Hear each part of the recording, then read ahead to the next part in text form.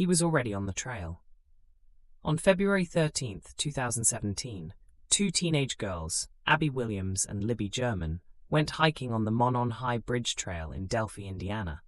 It was a Monday, a day off school, a perfectly ordinary afternoon that would become anything but. Libby snapped photos on her phone as they walked.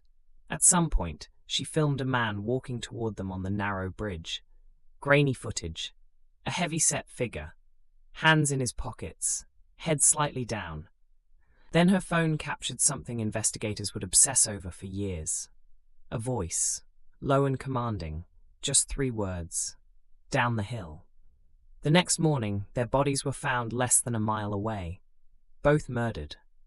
The man on that footage was their killer, and he knew he'd been recorded. He walked right past that camera without flinching. For 6 agonizing years, investigators released the footage publicly, pleading for tips.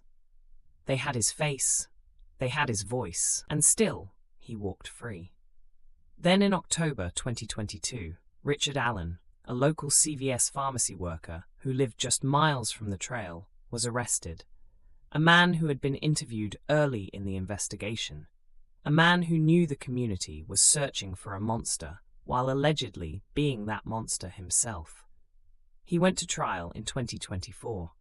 The defense raised bizarre claims about a pagan cult, sacrificial rituals, and evidence tampering.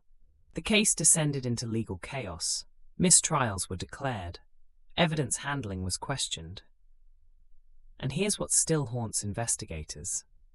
Was Richard Allen truly acting alone? The crime scene suggested a level of control, of organization, that has some experts wondering if someone else was out there that day on that bridge. 2 girls went for a hike. One of them had the presence of mind to record her own killer. And somehow, even with his face and his voice preserved forever, the full truth of what happened on that trail remains just out of reach.